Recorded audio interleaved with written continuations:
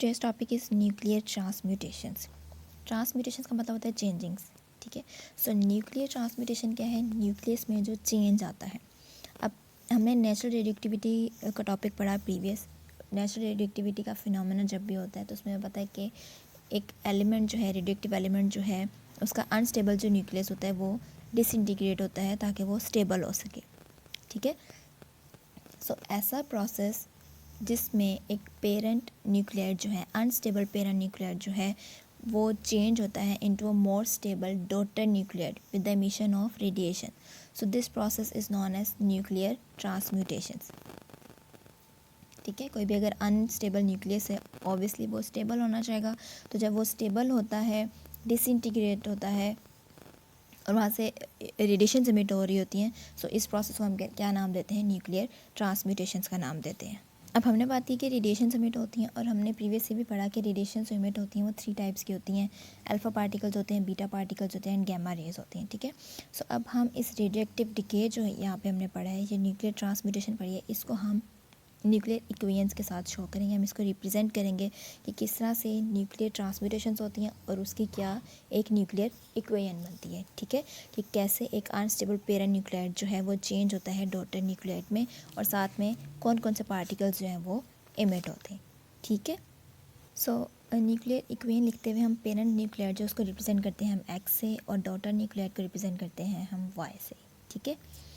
सो एक general equation अगर हम देखें इसकी, तो जनरल इक्वेशन हमारे पास क्या है कि जो अब तीनों डिकेज पढ़ने हमने कि किस तरह का रिएक्शन होता है कि अल्फ़ा डिके होता है, किस तरह का रिएक्शन होता है बीटा डिके होता है, किस तरह का रिएक्शन होता है कि गैमा रेज वहाँ से इमिट हो रही होती हैं, ठीक है। सो फर्स्ट जो हमारे पास है अल्फ़ा डिके, कि हम ऐसा रिएक्शन पढ़े हैं जहाँ से जो रेडिएशन इमिट हो रही हैं वो किस फॉर्म, वो अल्फ़ा रेज इमिट हो रही हैं, ठीक है।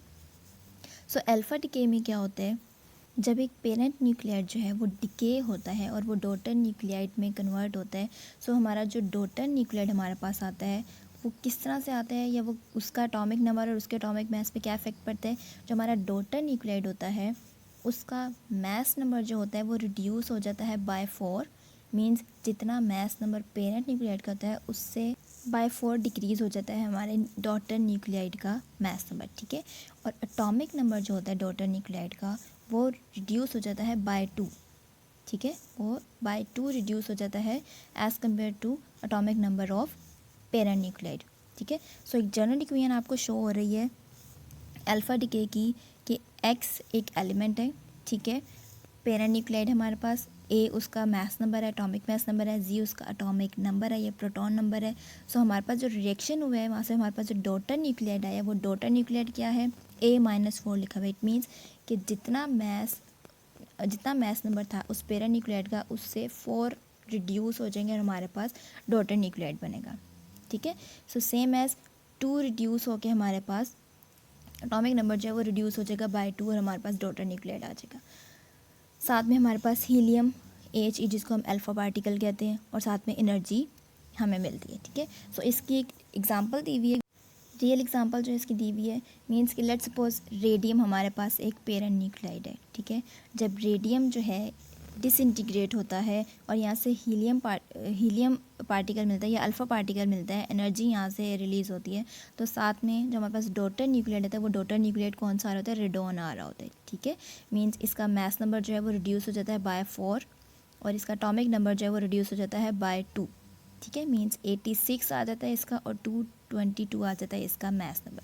सो it means that in alpha decay the proton number और atomic number of the parent nuclide reduces by 2 and its mass number और nucleon number A decreases by 4, ठीक है।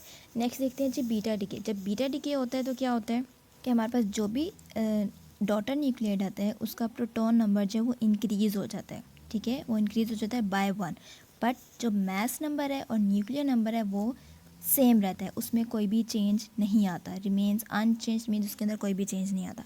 सो इसकी रियल इक्वेशन देखते हैं कि कार्बन है हमारे पास 14 6। सो जब कार्बन डिसइंटीग्रेट होता है और यहाँ पे बीटा डिके होता है, बीटा पार्टिकल लिमिट होता है, एनर्जी साथ में हमें मिलती है। सो यहाँ पे जो हमारे पास डॉटर न्यूक्लियाइड बन रहा होता है वो कौन सा डॉटर न्यूक्लियाइड होता है? नाइट्रोजन होता है, ठीक है। मीन्स इनका मास नंबर जो है वो चेंज नहीं होता, ठीक है, उसके अंदर कोई चेंज नहीं आता, वो सेम रहता है, बट जो एटॉमिक नंबर है वो इंक्रीज़ हो जाता है बाय 1। मीन्स पेरेंट न्यूक्लियोटाइड का एटॉमिक नंबर था 6 और डॉटर न्यूक्लियोटाइड का एटॉमिक नंबर है 7, दैट इज़ इंक्रीज्ड बाय 1। ठीक है, so in beta decay the parent nucleotide has its proton number z increased by 1 but its mass number और nucleon number a remains unchanged. So alpha decay में आपने देखा कि proton number और atomic number जो है वो रिड्यूस हो जाता है बाय 2 और मास नंबर है वो रिड्यूस हो जाता है बाय 4। ठीक है, ये डिक्रीज़ हो जाता है bye 4।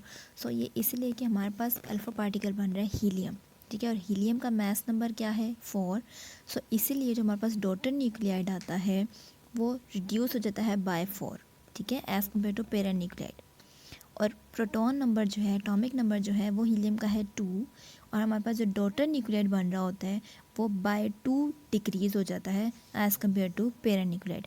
Same as beta decay में आपने देखा कि हमारे पास जो मास नंबर है उसके अंदर कोई भी चेंज नहीं आता। ठीक है, बट हमारे पास एटॉमिक नंबर जो है वो इंक्रीज़ हो जाता है बाय 1। डॉटर न्यूक्लियाइड का एटॉमिक नंबर जो है वो इंक्रीज़ हो जाता है बाय 1।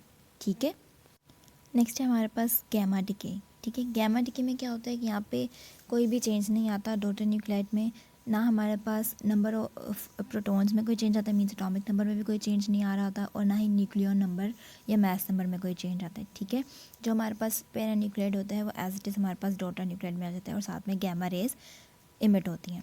अब गैमा रेज वाला जो गैमा डिके जो है ये यूजुअली होता है अल्फ़ा पार्टिकल और बीटा पार्टिकल के इमिशन के साथ साथ। ठीक है, मींस इमिशन जब अल्फ़ा पार्टिकल की इमिशन हो रही होती है या बीटा पार्टिकल की इमिशन हो रही होती है तो उनके साथ साथ ही गैमा रेज भी इमिट हो रही होती हैं। सो इन गैमा रेज जो हैं ये कोई भी इफेक्ट नहीं करती पेरेंट न्यूक्लियाइड पे या डॉटर न्यूक्लियाइड पे। ठीक है, सो आप ये इंपॉर्टेंट लॉन्ग क्वेश्चन है, न्यूक्लियर ट्रांसम्यूटेशन का आ जाते हैं तो आप फर्स्ट डेफिनेशन लिखेंगे, देन रिप्रेजेंटेशन आ जाएगी इसकी, और देन आपने 1 बाय 1 इनकी रिप्रेजेंटेशन बता देनी। ठीक है, जनरल इक्वेशन, फिर उसकी एग्जांपल बीटा डिके की, गैमा डिके की एंड अल्फा डिके की। ठीक है।